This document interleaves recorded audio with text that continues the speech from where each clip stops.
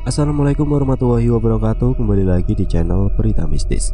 Untuk kisah kali ini masih melanjutkan dari kisah yang sebelumnya, sebuah kisah yang berjudul Sumiati. Kisah yang ditulis oleh Ratna Dewi Lestari. Dan sebelum kita lanjut ke ceritanya, tekan dulu tombol like video ini. Dan jangan lupa tekan juga tombol subscribe channel ini. Dan nyalakan juga lonceng notifikasinya agar tidak ketinggalan cerita-cerita lainnya dari channel ini. Dan buat teman-teman yang pengen membaca langsung ceritanya, nanti silakan saja kunjungi linknya yang nanti akan saya sertakan di kolom deskripsi. Dan seperti apa untuk kelanjutan dari kisah ini, langsung saja kita masuk ke ceritanya.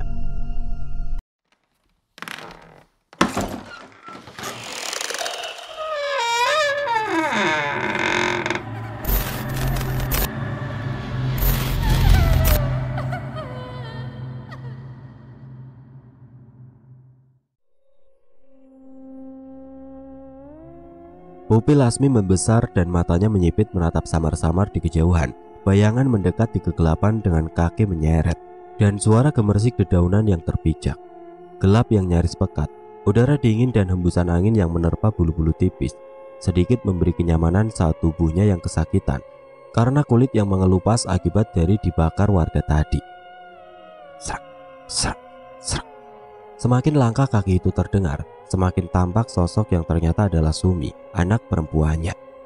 Namun Lasmi tidak percaya begitu saja, mengingat hutan ini adalah hutan larangan, di mana banyak makhluk-makhluk yang bisa menyerupai apa saja yang mereka inginkan. Apalagi ia yang saat ini kondisinya sangat lemah, bisa dengan mudah menjadi santapan makhluk yang berbeda kelompok dengannya. Ya, di hutan itu hidup makhluk-makhluk pemangsa daging sama seperti Lasmi dari berbagai jenis. Mereka biasa disebut siluman. Lasmi termangu dan menekan ujung kaki telanjangnya yang berkuku tajam juga berbulu di tanah, hingga tubuhnya bergerak ke belakang dan menegakkan tubuhnya saat mentok menempel di batang pohon besar. Tubuhnya yang tegak itu adalah cara baginya untuk membentengi diri agar tidak terlihat lemah, meskipun sedikit meringis menahan rasa sakit di sekujur tubuh akibat luka terbakar yang ia alami. Sosok yang menyerupai Sumi itu mendekat sembari menyeret kakinya seperti orang yang sedang menarik beban berat. Mata merah Lasmi membesar saat pandangan matanya tertumpu pada benda besar berbulu yang saat itu sedang diseret oleh gadis itu. "Ibu, aku dapat buruannya. Ibu, masih segar. Aku yakin ini akan membuat tubuh ibu semakin sehat nantinya." Lasmi menghembuskan nafas lega saat ia menyadari gadis di hadapannya itu memang benar anaknya, Sumi. Dari matanya ia bisa melihat sosok yang menyerupai anaknya, ataukah itu memang sosok Sumi sebenarnya. Lasmi mencondongkan tubuhnya saat Sumi mendekat dengan senyum yang merekah. Ia semakin semangat menarik makhluk berbulu lebat, bertaring, dan berkaki empat yang saat ini lunglai dan tiada berdaya dengan darah mengucur di area leher dan di dadanya. Sumi lalu berjongkok di depan binatang itu dan menampung darah dengan kedua tangan yang ia tangkupkan. Ia lalu berdiri dan melangkah ke arah ibunya, menyodorkan kedua tangannya yang berlumuran darah dan menyuruh ibunya membuka mulut. Lasmi menurut, menganga, mulutnya kemudian menampung darah dan menelannya perlahan. Darah itu seketika menghilangkan rasa dahaga di tenggorokan Lasmi, mengalir dan memberi energi lebih.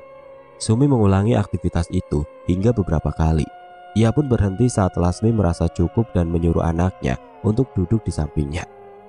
"Tunggu ibu, Sumi lapar. Ibu mau hati atau jantungnya?" tanya Sumi dengan senyum yang mengembang. "Bawa sini, biar ibu yang memotongnya dengan kuku ibu," ujar Lasmi dan langsung diangguki oleh Sumi.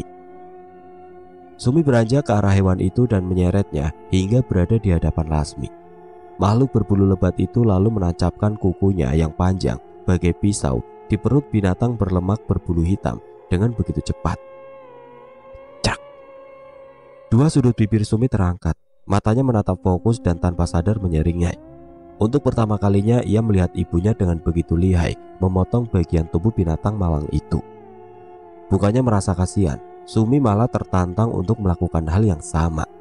Terlihat mengasihkan dan membuat adrenalinnya meningkat. Lasmi mengangkat kepalanya dan menatap wajah Sumi yang berbeda. Ia mengernyitkan dahi. Apa yang saat ini terjadi pada anaknya? "Sumi, kenapa dengan wajahmu?" tanya Lasmi saat melihat ekspresi Sumi yang berbeda. Sumi menulis ke arah ibunya hingga tatapan mereka saling bertautan. Sumi hanya membayangkan jika makhluk itu adalah manusia-manusia di dalam kampung itu, Bu. Rasanya sudah tidak sabar melihat mereka berlumuran darah dan menjerit kesakitan. Jawabnya dengan tangan yang bertolak di pinggang. Sumi, kau... Iya, Ibu. Sumi akan membalas dendam karena mereka telah membuat Ibu terluka seperti ini. Ditambah orang-orang yang telah membunuh dengan kejam Ibu kandung Sumi. Mereka harus mati di tangan Sumi, Ibu. Lasmi tersenyum lebar. Ternyata sebagian iblis yang berada di dalam tubuh Sumi perlahan terbangun. Iblis yang sengaja ditidurkan dan terbangun untuk membantu Sumi menghadapi kehidupan dan melindungi dirinya.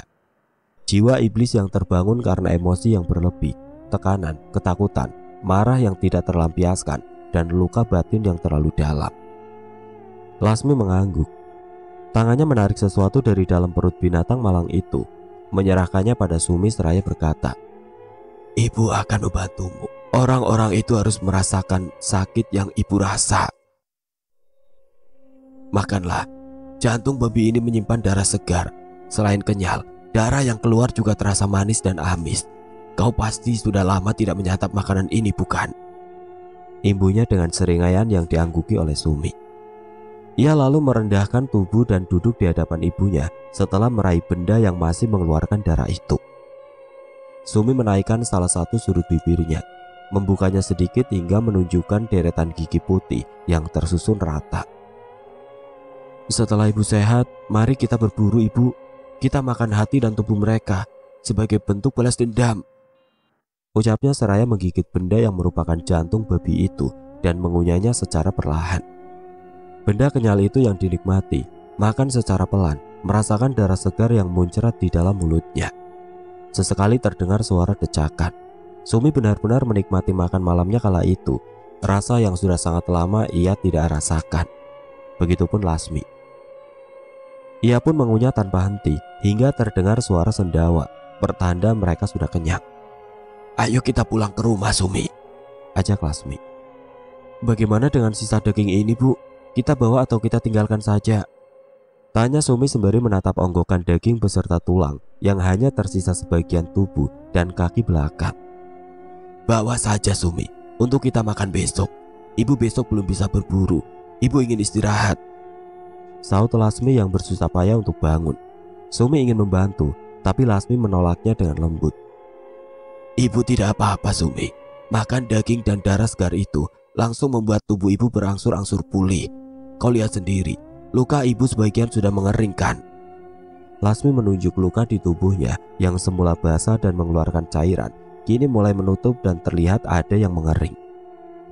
Sumi menatap takjub kesembuhan ibunya yang begitu pesat, hanya dalam waktu beberapa menit saja. Bu, apa ibu bisa mati?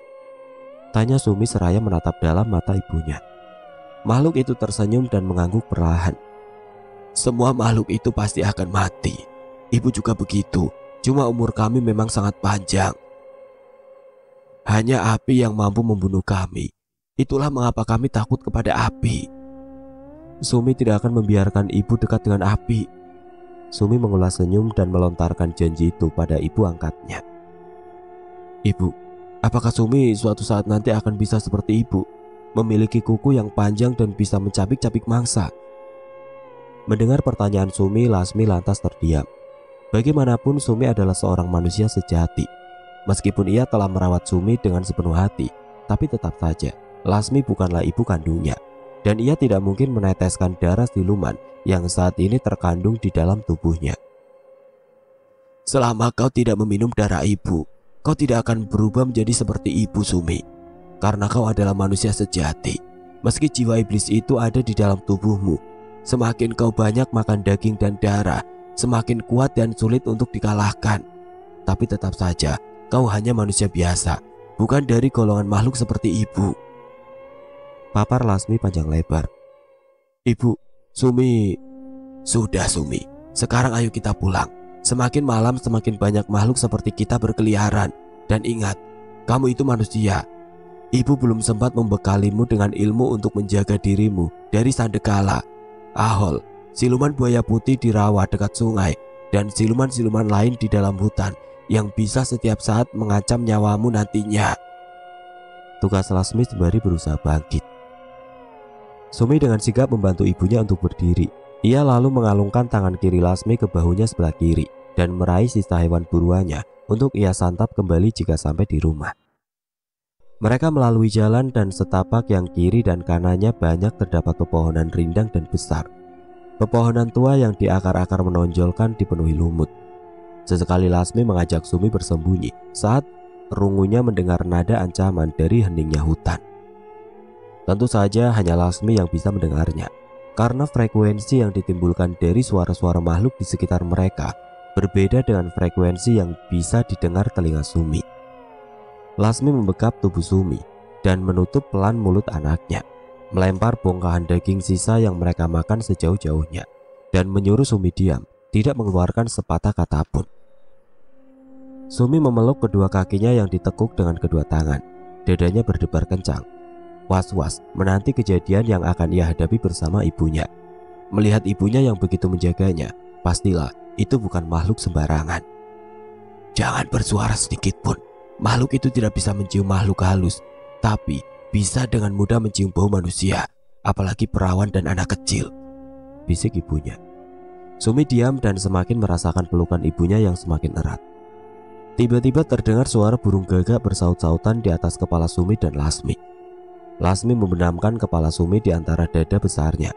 Hanya kedua matanya saja yang bisa menatap gelapnya suasana hutan, dan rungunya yang mendengar suara kepakan sayap burung yang tiba-tiba terbang tinggi secara serentak, seperti menghindari sesuatu yang menakutkan.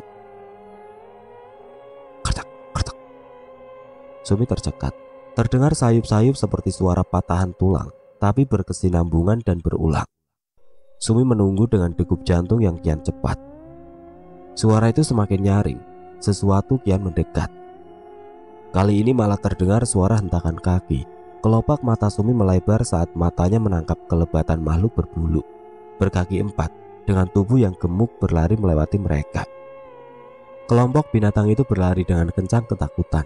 Jantung Sumi seolah berhenti berdetak saat salah satu binatang itu terjatuh, dan dengan sigap makhluk kurus merangkak dan mencabik-cabik binatang malang yang hanya dalam hitungan detik meregang nyawa dengan darah yang muncrat dan merembes ke tanah. Aroma darah yang menguar ternyata membuat makhluk serupa mendekat dan menjilati darah yang sudah bercampur. Makhluk berkepala botak dan bertubuh kurus, nyaris seperti tengkorak, dengan mata sebesar bola kasti dan berwarna putih itu menatap sekitar, seraya mengendus-ngendus seolah mencium aroma lain selain darah. Mereka saling berbincang dengan bahasa yang tidak Sumi ketahui, tapi dari cara interaksi mereka, Sumi tahu jika makhluk itu sedang mencari keberadaan mereka. Lasmi mendekap putrinya semakin erat. Ia bersiap jika makhluk-makhluk bertubuh kurus dan rakus itu menyerang mereka dengan tiba-tiba. Mata putih sebesar bola kasti itu bersinar di antara kegelapan malam dan suasana hutan yang terasa mencekam. Angin kencang menerpa dan membuat pepohonan bergoyang.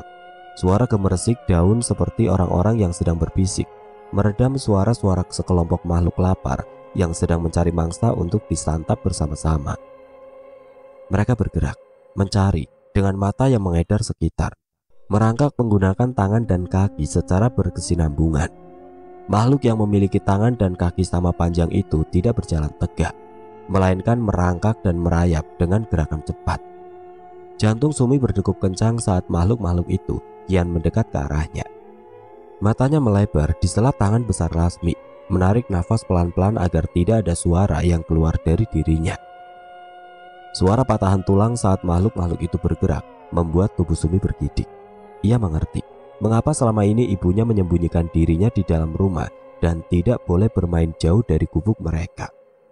Ternyata banyak makhluk mengerikan di dalam hutan yang bisa sewaktu-waktu menyerang dan menjadikan dirinya sebagai mangsa.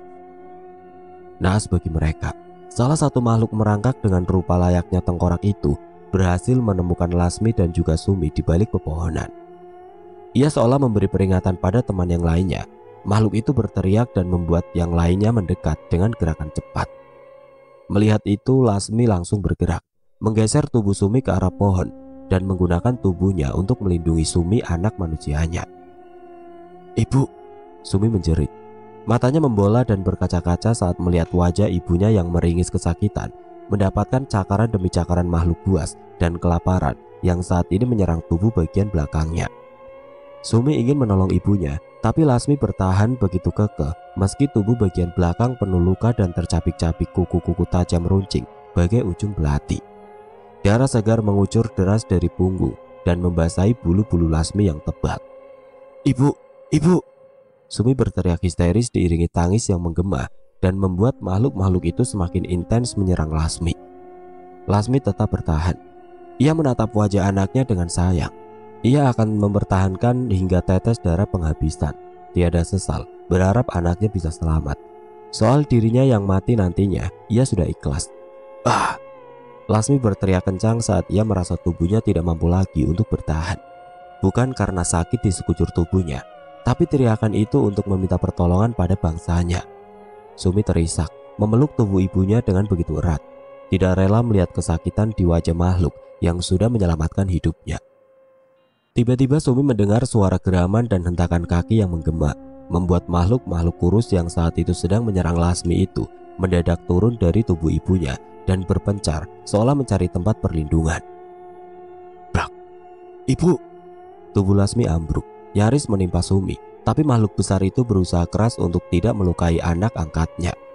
Ia menjadikan tangannya tumpuan dan dengan gerakan menghentak, tubuhnya bisa melewati Sumi dan jatuh terjerembab di tanah. Di saat yang bersamaan, netra Sumi menangkap sekelebat makhluk hitam besar di antara kegelapan hutan. Makhluk itu dengan sigap menarik makhluk-makhluk kurus berbentuk tengkorak yang saat itu hendak melarikan diri. Tangan besarnya dengan mudah menggapai makhluk-makhluk itu, membantingnya sekuat tenaga dan menginjak-injaknya hingga makhluk berbentuk tulang itu menjadi patah dan tercerai-berai menjadi beberapa bagian. Anehnya, makhluk kurus itu bisa kembali ke posisi semula dan bergerak mundur seolah takut pada makhluk besar yang saat itu sedang berjibaku dan terlihat garang menyiksa mereka.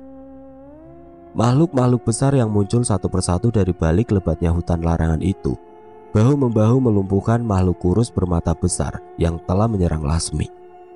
Sumi terpaku seraya memeluk tubuh ibunya yang bersimpah darah. Ia bingung dan berharap salah satu makhluk itu membantu dirinya membawa Lasmi ke tempat yang lebih aman. "Ibu, bertahan ya Bu, ibu pasti kuat."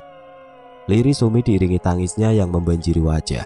Ia sesekali mengusap wajah Lasmi yang dipenuhi bulu. Sedangkan tangannya yang lain bergetar, berusaha menutupi luka-luka Lasmi yang menguncurkan darah dengan baju yang ia koyak. Lasmi hanya merespon dengan senyuman getir. Sesekali matanya terpejam menahan nyeri dari luka menganga. Tangan besar berbulu Lasmi menggenggam erat pergelangan tangan Sumi, hingga gadis itu terjingkat dan langsung menatap ibunya. "Ibu!" Lasmi menatap sendu. Dengan nafas satu-satu, Lasmi membuka mulut, seolah ingin menyampaikan sesuatu. Tapi sayangnya, makhluk itu sudah tidak mampu bertahan. Darah yang keluar dari tubuhnya teramat banyak. Sinar mata merahnya perlahan meredup. Tangan besarnya yang awalnya kencang menggenggam tangan Sumi perlahan mengendur. Ia melepasnya dan mengarahkan tangan itu ke wajah Sumi. "Ibu sayang kamu." "Ibu, Bu, bangun Bu." "Bu, ibu kenapa Bu? Ibu bangun Bu." "Ibumu itu sudah mati Sumi, ikhlaskan. Lasmi telah tewas karena darah yang tidak berhenti mengalir." Sumi menggerakkan wajahnya ke asal suara yang tiba-tiba saja menggema di sekitarnya. "Tidak, ibuku itu bukan manusia. Ibuku tidak mungkin mati." Jerit Sumi dengan air mata yang terus mengucur. Hatinya sakit mendengar ucapan makhluk besar seperti rupa ibunya, yang membedakan hanya tanduk yang menjulur di dahinya. "Kau kira makhluk seperti kami tidak bisa mati? Kami ini siluman. Kalau mewujud dan kasar seperti ini, tentu kami bisa mati," serunya yang membuat Sumi terdiam. Sumi mengalihkan pandangannya ke arah Lasmi. Ia langsung memeluk tubuh ibunya dengan kencang.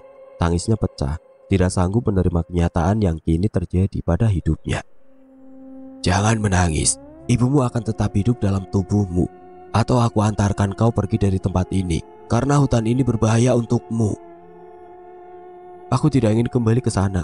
Aku ingin mati bersama ibu. Di dunia ini tidak ada yang lebih mencintaiku selain ibu," teriak Sumi kencang, membuat makhluk besar yang berjumlah lebih dari 10 itu menatap haru ke arah Sumi. Mereka tidak menyangka Manusia yang merupakan santapan mereka itu bisa sebegitu sayangnya pada makhluk pemangsa seperti mereka. Kau jangan egois begitu. Kalau bukan karena ibumu Lasmi, sudah pasti kau akan menjadi santapan kami. Hutan ini sangat berbahaya untuk manusia sepertimu. Sebaiknya kau lekas pergi dari tempat ini secepatnya. Makhluk itu kembali memperingati Sumi untuk segera pergi dari tempat itu. Tapi aku benar-benar tidak ingin pergi dari tempat ini.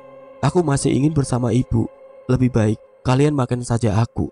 Biarkan aku mati bersama ibu di sini. Raung Sumi seraya memeluk tubuh berbulu yang terbujur kaku.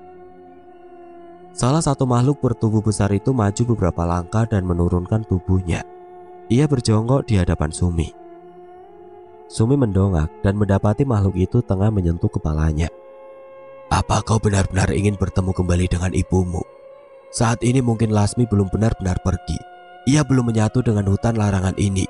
Aku punya salah satu cara untuk membuatnya kembali. Ucap makhluk itu seraya menurunkan tangannya perlahan. Sumi dengan cepat mengangguk, karena hanya itu keinginannya saat ini. Ia ingin ibunya kembali. Apapun itu akan aku lakukan agar ibu kembali.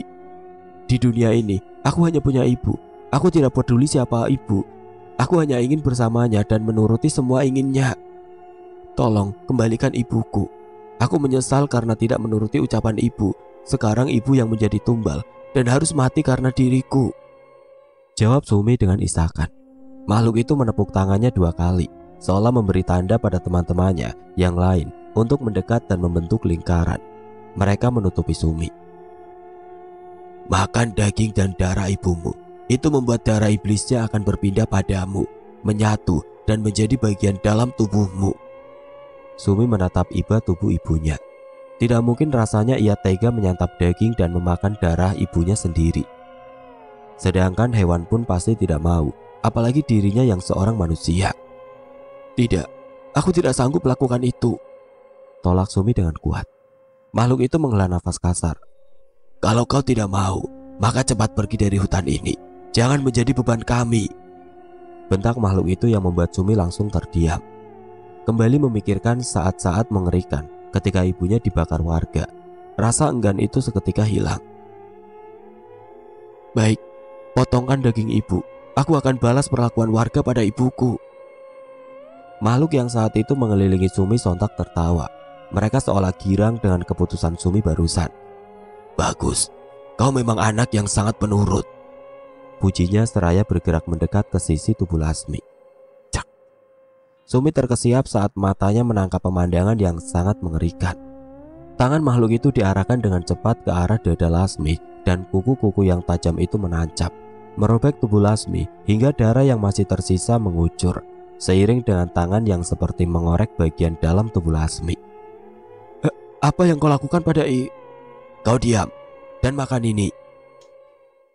Sumi terpaku menatap benda sebesar 2 kepalan tangan, penuh darah yang disodorkan kepadanya. Ini jantung ibumu, makanlah. Ini lebih berkhasiat daripada dagingnya. Kau ingin bertemu dengan ibumu, bukan? Makanlah, apalagi yang kau tunggu? Makhluk itu melihat keraguan pada diri Sumi.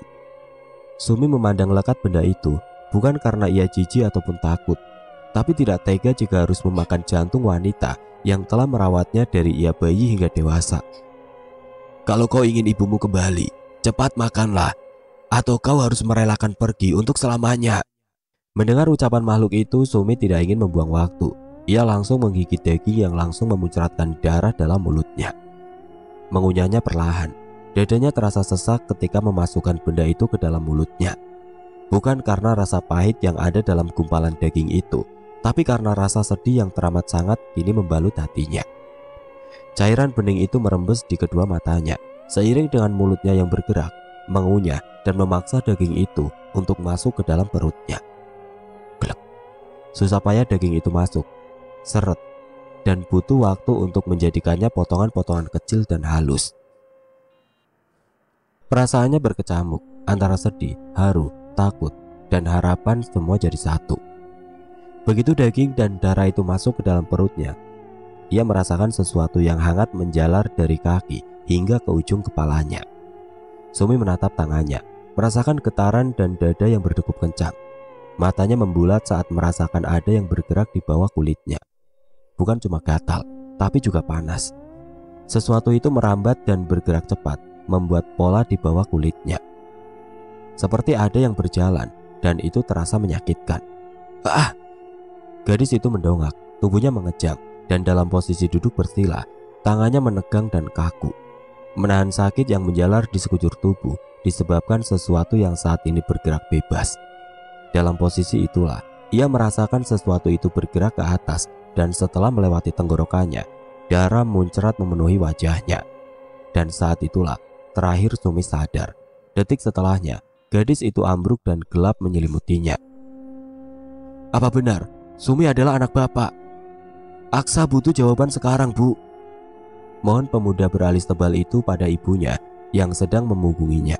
Wanita yang rambutnya disanggul itu melipat kedua tangannya di dada dan berpikir keras, memikirkan apa yang akan ia ucapkan. Jika ia jujur, pastilah Aksa akan mengejar wanita yang mempunyai rupa seperti madunya. Ia tidak sudi menerima wanita itu kembali. Ya, dia adikmu, anak bapakmu dari wanita lain, wanita simpanan bapakmu. Ibunya itu wanita gak benar, perebut suami orang. Aksa membisu. Ucapan ibunya terasa menohok, menusuk jantungnya. Kenyataan itu membuatnya shock, hingga membuat tubuh laki-laki itu seketika lemas, tidak bertenaga. Tubuhnya luruh di sofa empuk ruang depan.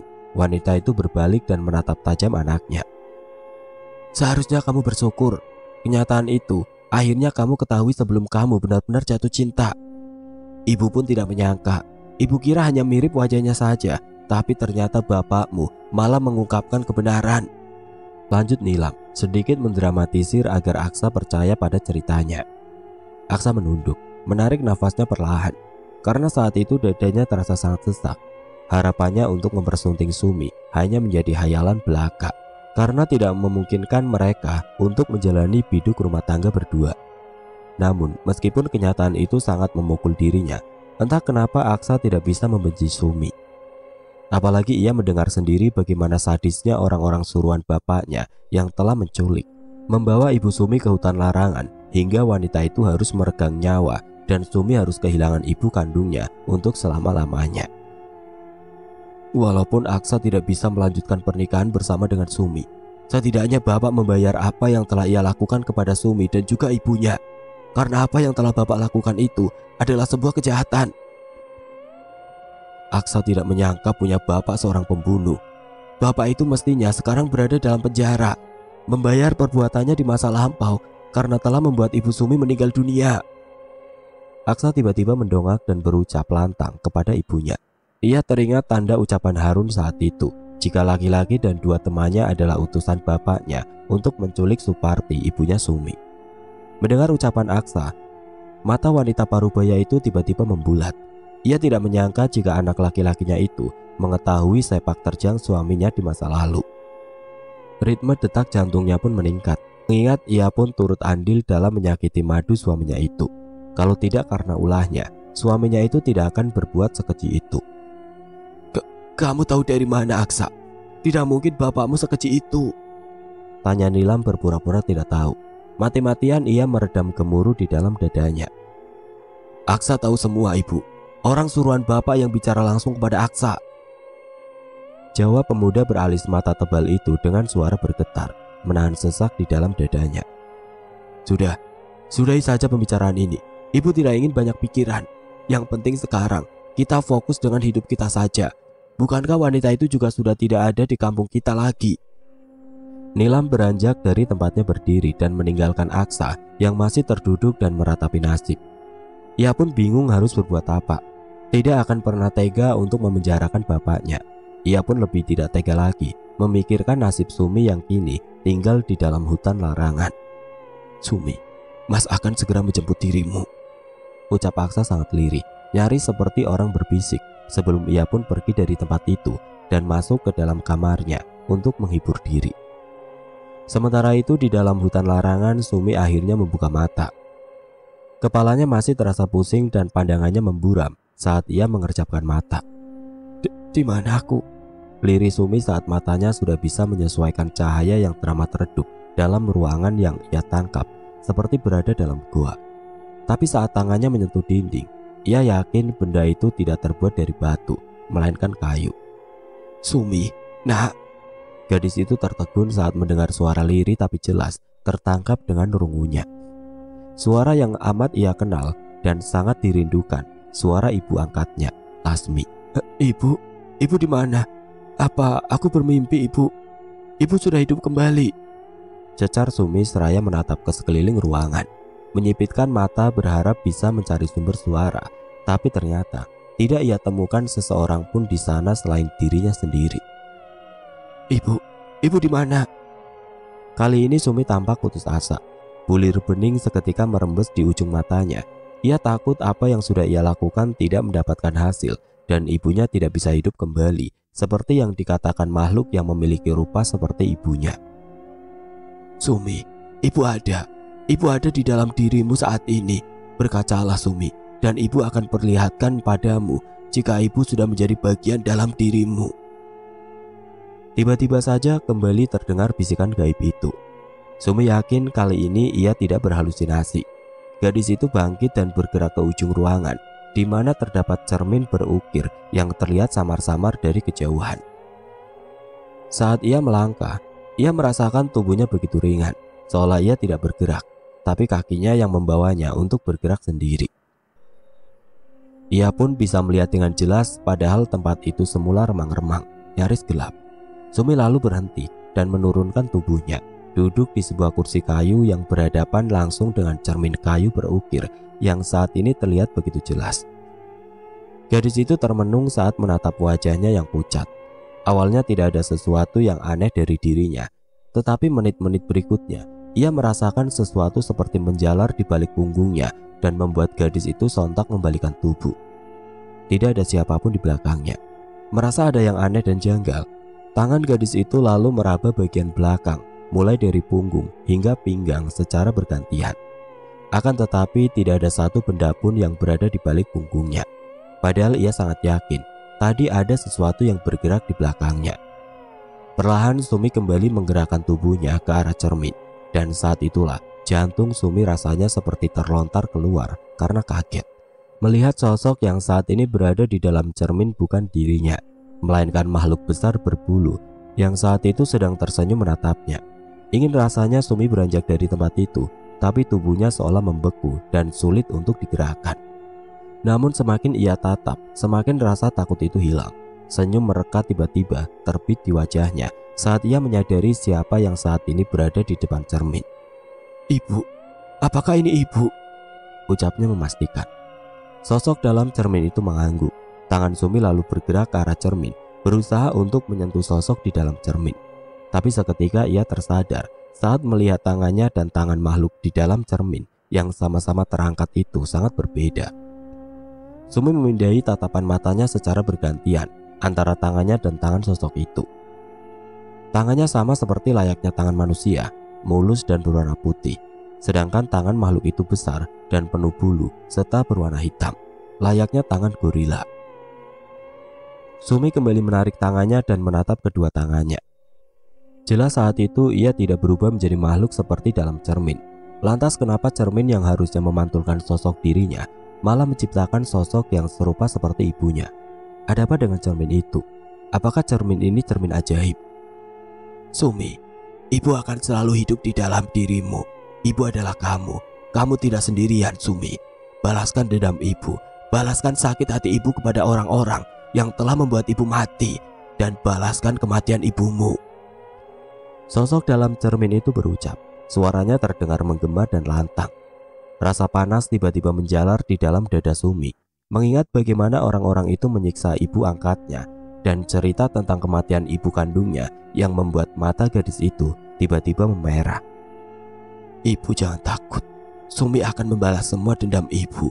Sumi akan membuat orang-orang itu membayar mahal, terutama dukun sialan itu." "Rum, bapakmu mana?" tanya seorang wanita bertubuh kurus pada anaknya yang saat itu sedang menonton televisi bersama adiknya. "Nggak tahu, Bu. Tadi kalau nggak salah pergi ke warung." Perasaan ibu kok gak enak ya, Rum. Soalnya di luar udara dingin dan juga gerimis. Keluh ibunya seraya menatap gusar jendela depan rumahnya. Suasana di luar sepi dan hujan rintik-rintik. Udah Bu, tunggu saja, sebentar lagi juga pulang, sahut anaknya dengan santai. Pandangannya sama sekali tidak lepas dari layar televisi yang menampilkan drama kesayangannya. Tanpa menjawab ucapan anaknya, wanita kurus itu akhirnya duduk di depan sembari menunggu suaminya, berharap suaminya segera pulang. Sementara itu laki-laki yang diharapkan kepulangannya saat itu tengah asik bercengkerama bersama teman-temannya di pos ronda. Udara begini enaknya minum kopi hangat sambil makan goreng pisang, canda laki-laki itu pada 3 temannya yang sedang menghisap rokok kretek yang dilinting di tempat itu. Harusnya kamu yang bawa, Mar. Kan kamu tahu Pak RT kita pelit.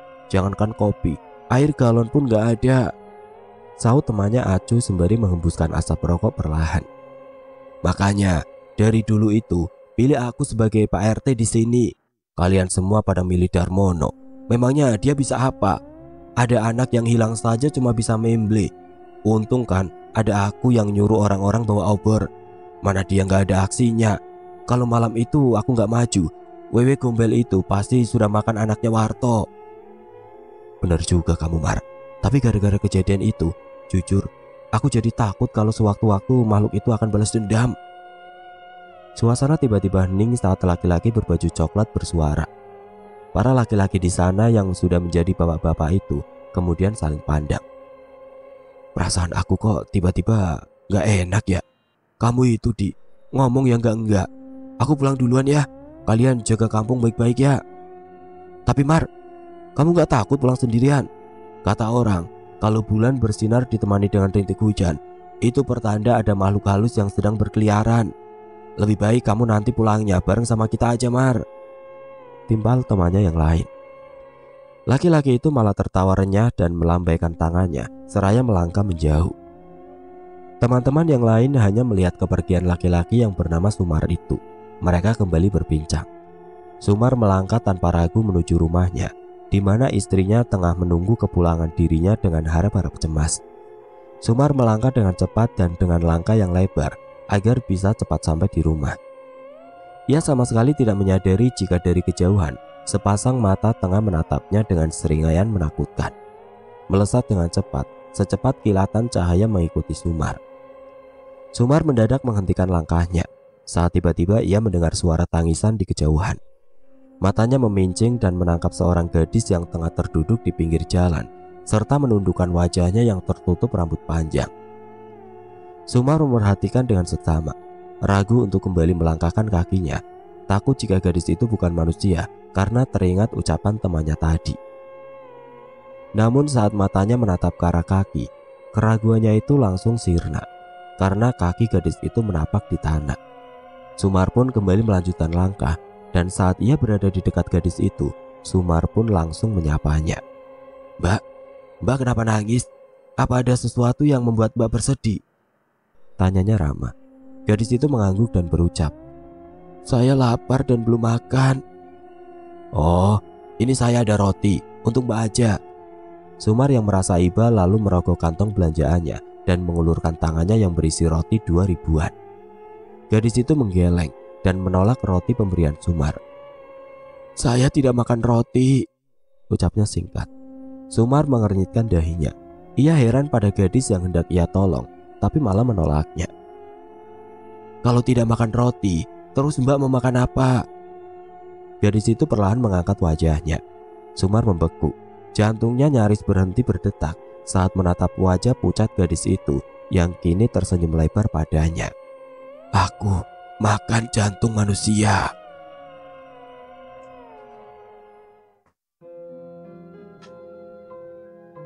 Oke teman-teman, sampai di sini dulu ceritanya. Nantikan kelanjutan kisah ini di video berikutnya.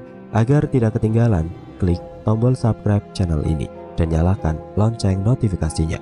Wassalamualaikum warahmatullahi wabarakatuh.